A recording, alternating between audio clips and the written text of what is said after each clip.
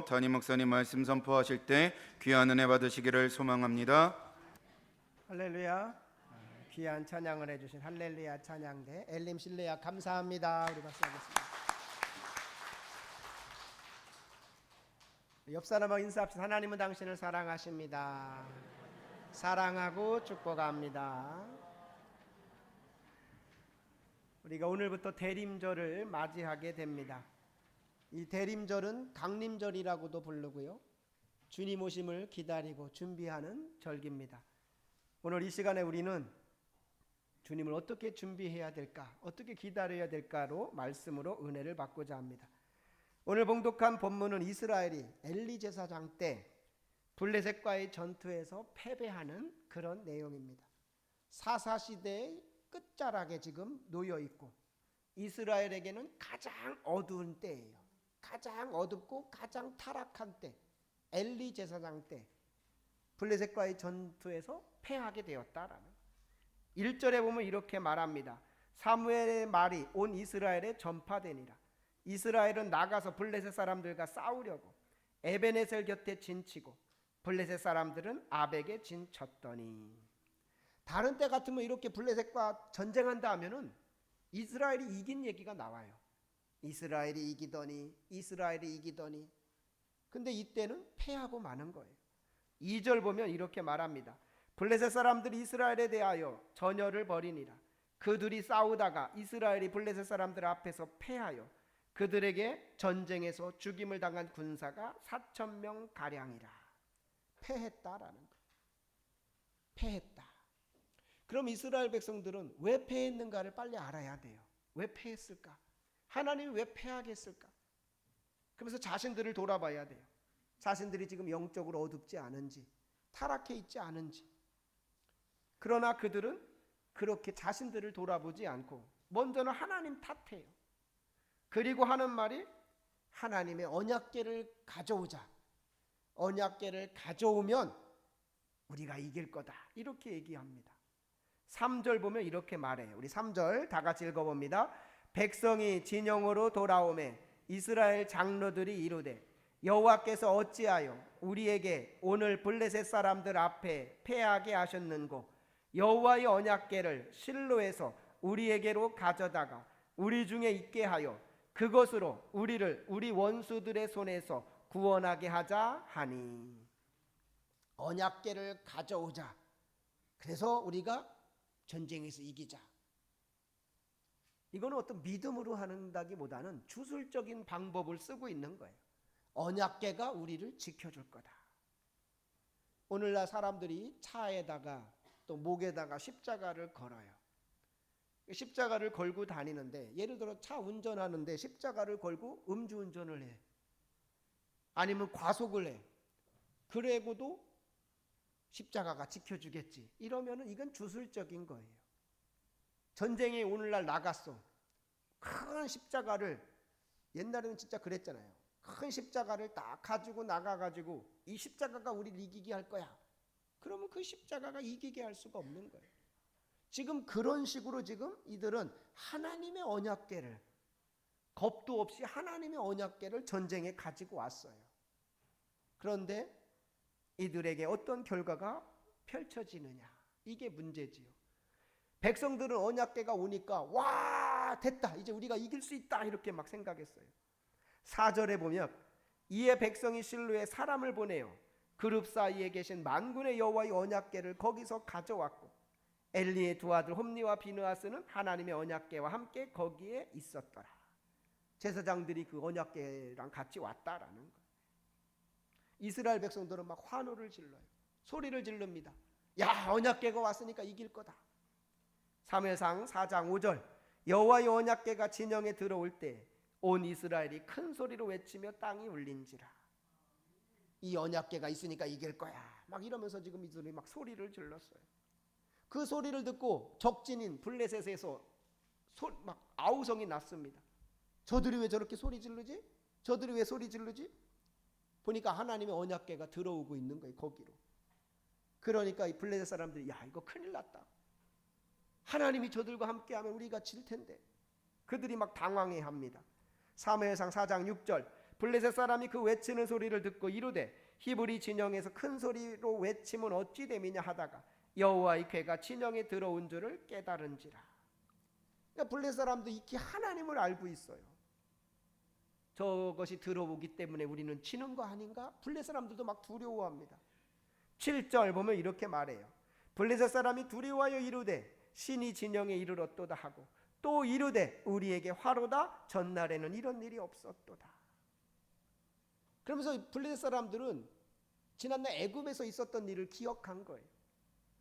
저 하나님이 애굽 사람들을 다 쳤는데 애굽에 재앙을 내렸는데 우리도 이거 재앙 당하는 거 아닌가 그렇게 생각합니다. 사무엘상 4장 8절 우리에게 화로다 누가 우리를 이 능한 신들의 손에서 건지리요 그들은 광야에서 여러 가지 재앙으로 애굽인을 친 신들이니라. 이제 우리 큰일 났구나. 그러면서 블레셋 사람들이 더 결속을 해요. 더 결속을 합니다. 우리가 더 용기를 내자. 더 대장부처럼 싸우자. 안 그러면 큰일 났다 하면서 더 뭉치기 시작해요. 9절 보면 이렇게 말합니다. 우리 9절 한번 다 같이 읽어봅니다. 너희 블레셋 사람들아 강하게 하며 대장부가 되라. 너희가 히브리 사람의 종이 되기를 그들이 너희의 종이 되었던 것 같이 되지 말고 대장부같이 되어 싸우라 하고. 우리 뭉쳐야 돼. 정신 바짝 차려야 돼. 안 그러면 우리 큰일 난다. 언약궤가 왔다. 큰일 났다. 이러면서 블레셋이 더 뭉쳐버렸어요. 자, 전쟁이 났습니다. 어디가 이겼을까요? 블레셋이 이겼을까요? 이스라엘이 이겼을까요? 블레셋이 이기고 말아요. 이스라엘이 패하고 3만 명이 죽어요. 10절 보면 이렇게 말합니다. 우리 10절 한번 읽어봅니다. 블레셋 사람들이 쳤더니 이스라엘이 패하여 각기 장막으로 도망하였고 살육이 심히 커서 이스라엘 보병에 엎드러진 자가 3만 명이었으며. 말이 3만 명이지 3만 명이 죽어버린 거예요. 언약궤가 지켜주는 게 아닌 거예요. 그들의 근원적인 문제가 해결되지 않는 한 언약궤를 100개 갖다 놓는다고 이기는 게 아닌 거예요. 3만 명이 죽었다. 근데 더 큰 문제가 생겼어요. 하나님의 언약궤를 뺏겨버려요. 11절 보면 하나님의 궤는 빼앗겼고 엘리의 두 아들 홈리와 비느하스는 죽임을 당하였더라. 하나님의 궤를 뺏겼다. 야, 하나님의 궤가 뭐예요? 모세가 시내산에서 하나님부터 받은 그 계시대로 만든 게 하나님의 궤고, 하나님이 내가 그곳에 임재하겠다 약속했던 곳이 하나님의 궤예요. 그래서 성막에는 성소와 지성소로 나뉘어지고 그 지성소 바로 앞에 이런 궤짝이 있는데 이게 바로 언약궤예요. 언약궤. 하나님은 그 위에 임재하겠다 그랬던 거예요.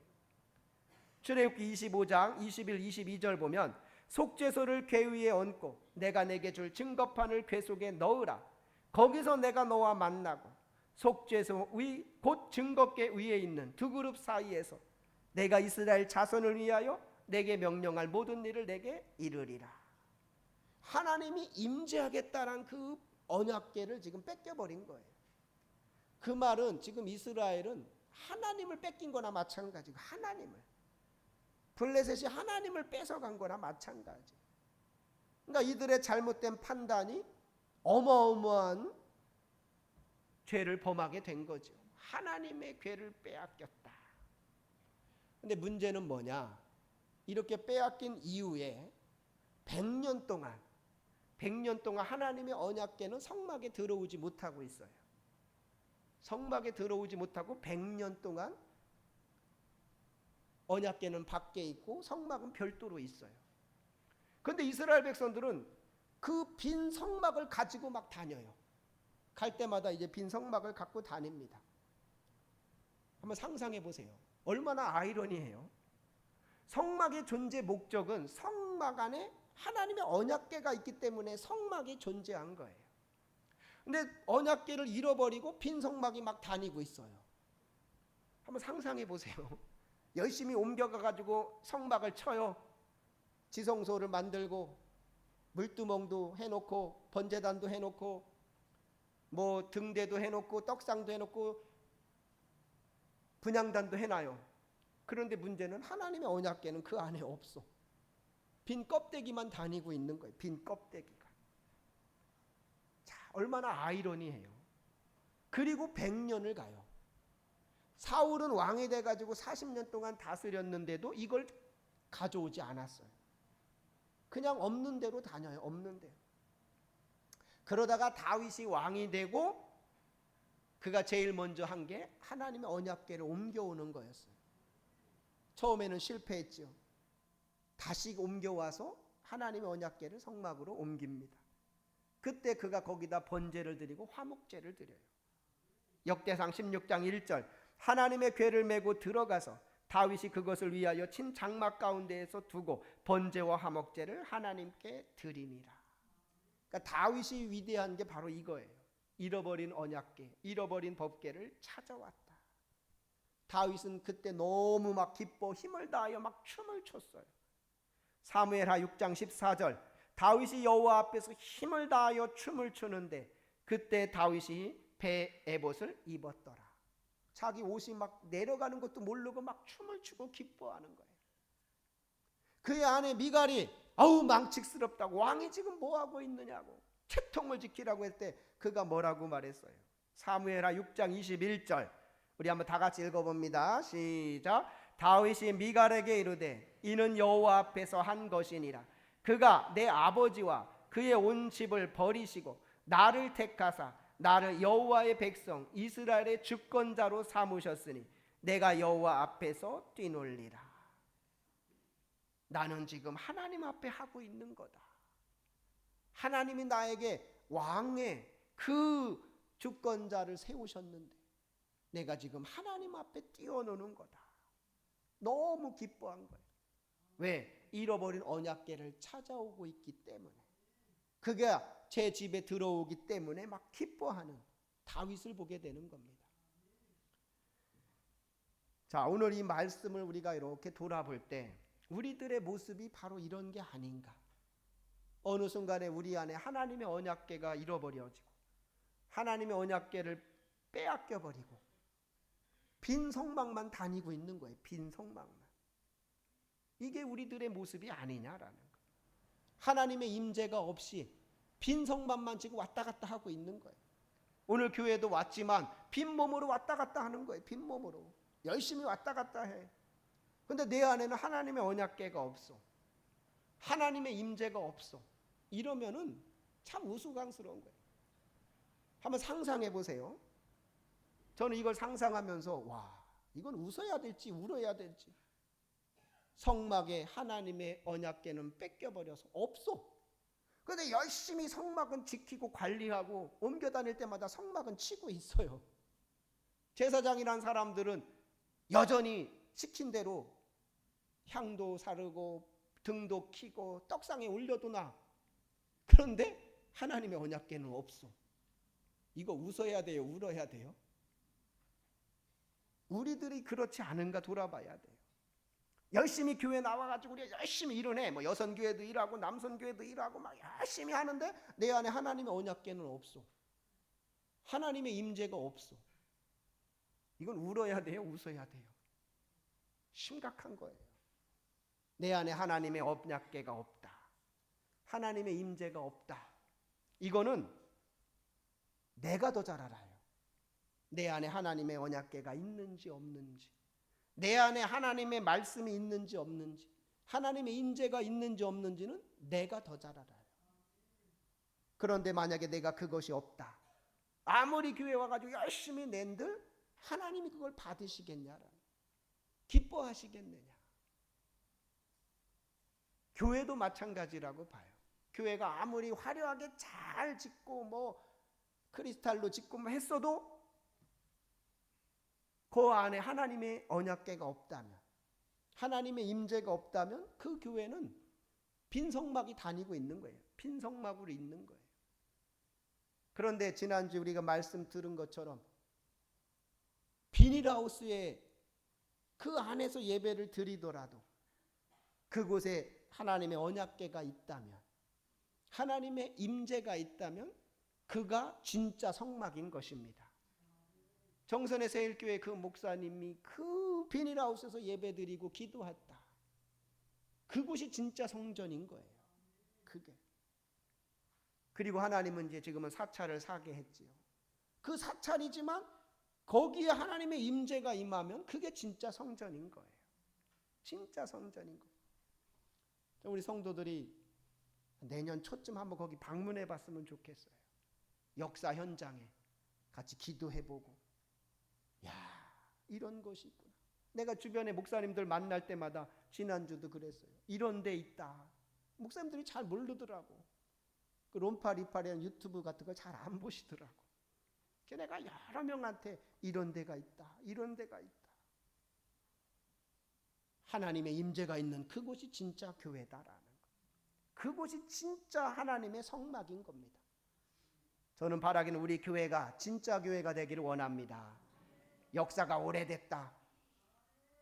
지금 내년 80주년 현수막이 이제 붙였어요. 우리 지방에서 제일 오래된 교회. 80주년 됐어. 이게 중요한 게 아니에요. 80주년이 아니라 800년이 됐어도 그 안에 성막이 없고 그 안에 하나님의 법궤가 없고 그 안에 하나님의 말씀이 없고 임재가 없다면 그건 빈 껍데기예요. 유럽 같은 데 가보세요. 교회들이 텅텅 비어 있어요. 빈 껍데기만 남아있는 거예요. 그게 어떤 때는 술집으로 팔리기도 하고 레스토랑으로 팔리기도 하고 그렇게 돼버리고 있어요. 우리나라도 예외가 아니지요. 빈 껍데기만 남아있기 딱 좋지요. 우리는 다시 잃어버린 법궤를 찾아야 될 줄로 믿습니다. 교회의 법궤가 살아있고 말씀이 살아있고 하나님의 임재가 있으면 그곳이 진짜 교회인 것이에요. 저는 우리 교회가 진짜 교회가 되기를 원합니다. 우리 성도들도 마찬가지예요.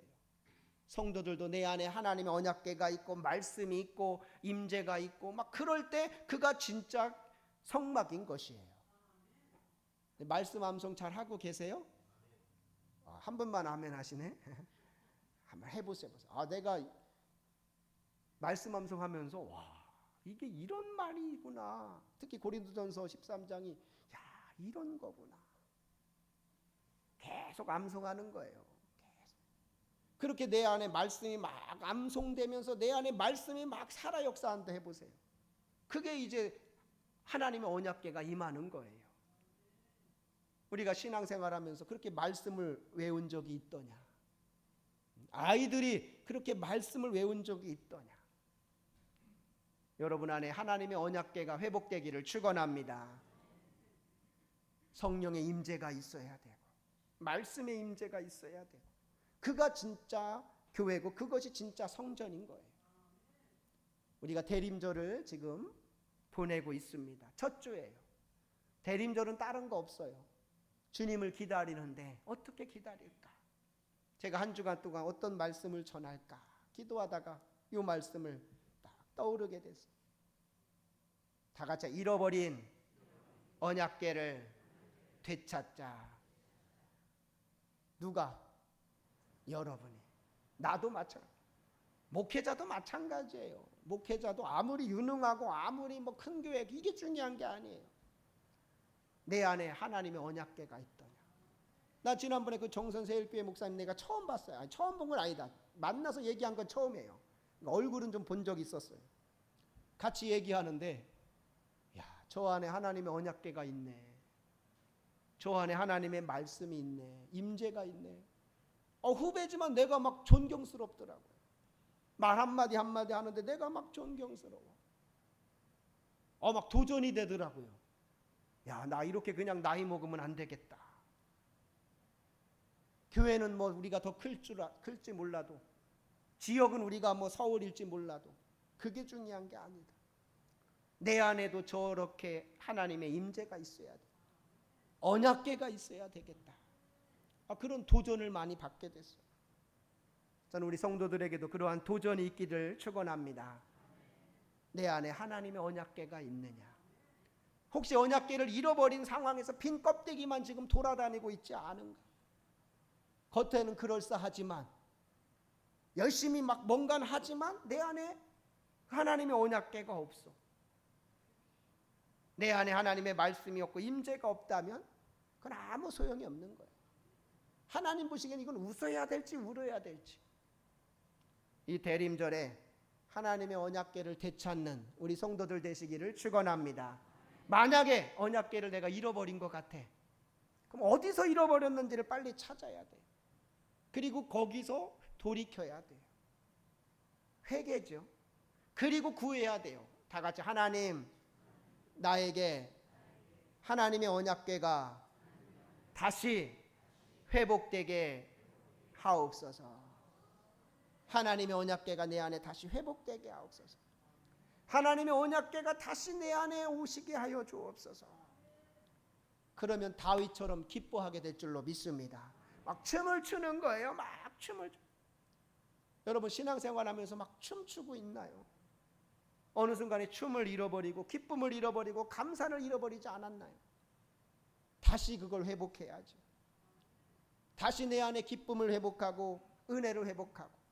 그런 사람들이 12월 25일 날 성탄절 날 기쁘다 구주 오셨네를 부르게 되는 거예요. 저는 앞으로 4주 뒤 성탄절 우리 성도들이 기쁘다 구주 오셨네를 외치게 되기를 축원합니다. 다 같이 기쁘다 구주 오셨네. 내 안에 언약궤가 회복됐습니다. 내 안에 잃어버린 언약궤가 돌아왔습니다. 그렇게 기뻐할 수 있는 우리 성도들이 되기를 축원합니다. 제가 기도 제목을 드리는 거예요. 하나님, 내 안에 하나님의 언약궤를 회복시켜 주옵소서. 제가 어제 저녁에도 8시에 와서 기도하면서 오늘 말씀 생각하며 나부터도 하나님의 언약궤가 회복되게 하옵소서. 나부터도 그 말씀, 그 임재가 더 강하게 느껴지게 하옵소서. 기도하게 됐어요. 우리 성도들이 그 하나님의 언약궤를 되찾는 이번 대림절이 되기를 원합니다. 그래서 다윗처럼 기뻐 뛰며 춤을 추는 거예요. 사람들이 뭐가 그렇게 기쁘냐고 막 그래도 핀잔을 줘도 나는 여호와 앞에 한 것이다. 나는 여호와 앞에 지금 춤을 추고 있는 거다. 그렇게 기뻐 뛰며 춤을 추는 우리 성도들이 되시기를 바랍니다. 그래서 우리 심령의 언약궤가 회복되고 우리 교회에 하나님의 언약궤가 회복되어 하나님이 늘 임재하시는 교회, 하나님이 주목하시는 교회, 하나님이 기뻐하시는 우리 구로동 교회가 될 줄로 믿습니다.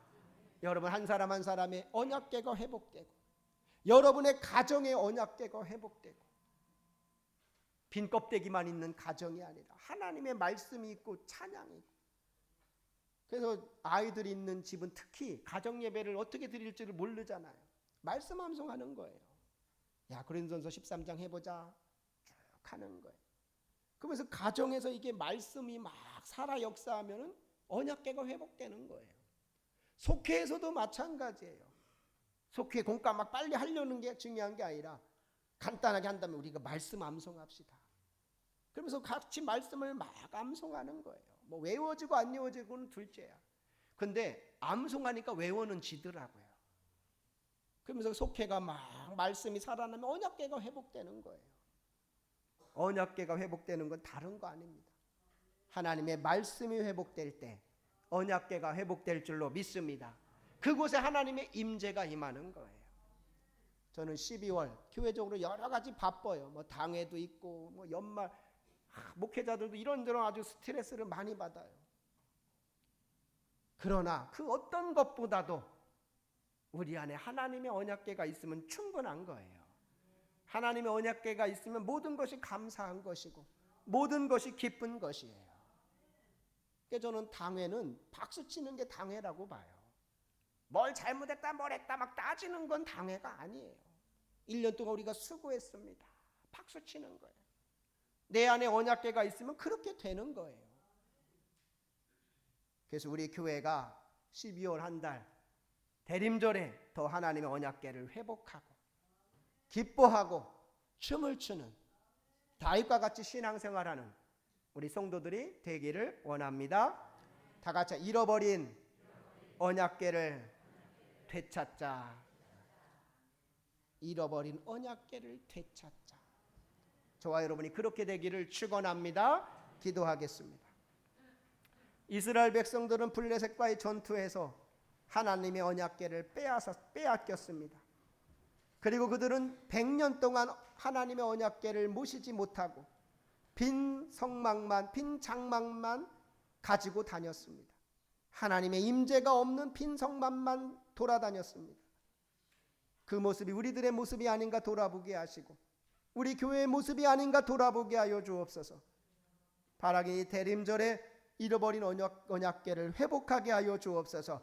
우리 심령에 잃어버린 언약궤를 회복하게 하여 주시고 우리 교회에 잃어버린 언약궤를 회복하게 하여 주시고 우리 가정에 잃어버린 언약궤를 회복하게 하여 주옵소서.